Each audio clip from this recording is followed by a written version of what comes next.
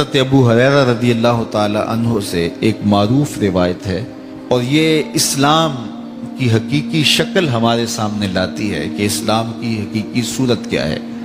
مسلمان کسے کہتے ہیں؟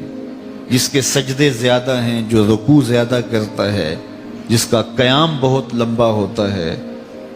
یہ بھی خوبیاں ہیں ایک بندہ مومن میں ہونی چاہیے۔ اللہ کے حضور نیاز مندی کا انداز اسے اختیار کرنا چاہیے۔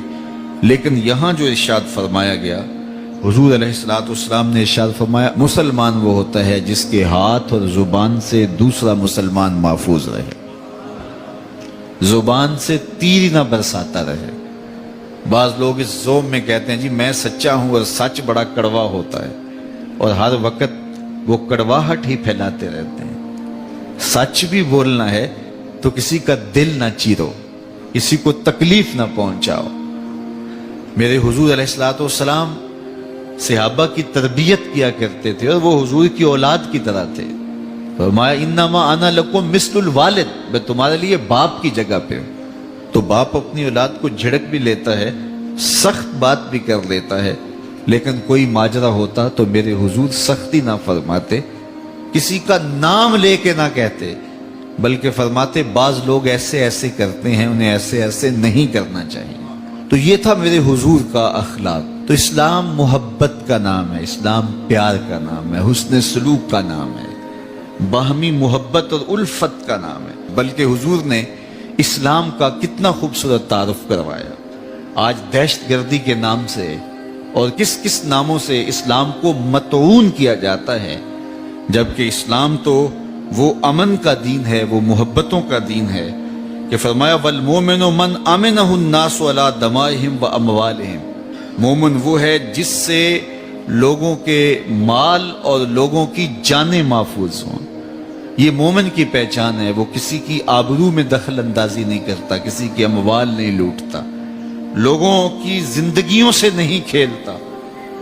ایک انسان کا قتل کرنا پوری انسانیت کا قتل کرنے کے مترادف ہے۔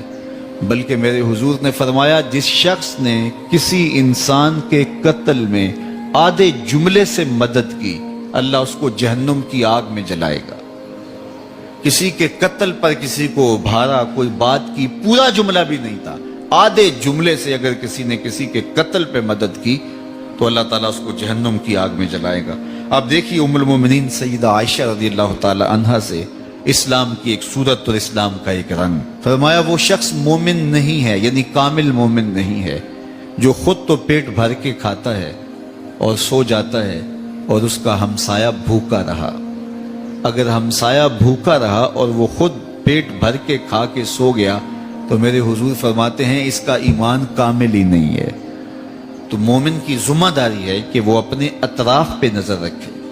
ہمارا اسلام ہمیں یہ سکھاتا ہے اپنے ماتحتوں کی ضروریات کو سمجھیں، اپنے ہمسایوں اور اپنے رشتہ داروں، اپنے اقربا اور اپنے عزیزوں کی ضروریات کو سمجھیں، اور جو بس میں ہو وہ پورا کرنے کی کوشش کرے۔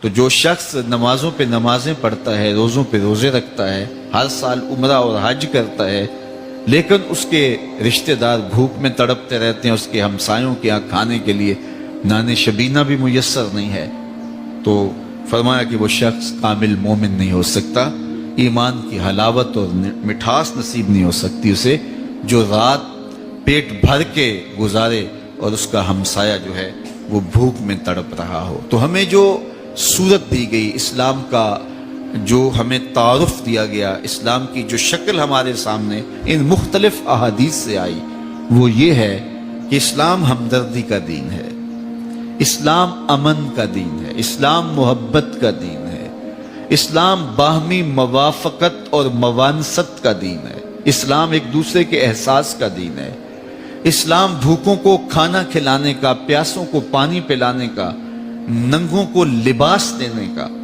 اور پریشان حالوں کے دکھوں میں ان کی مدد کرنے کا دین ہے۔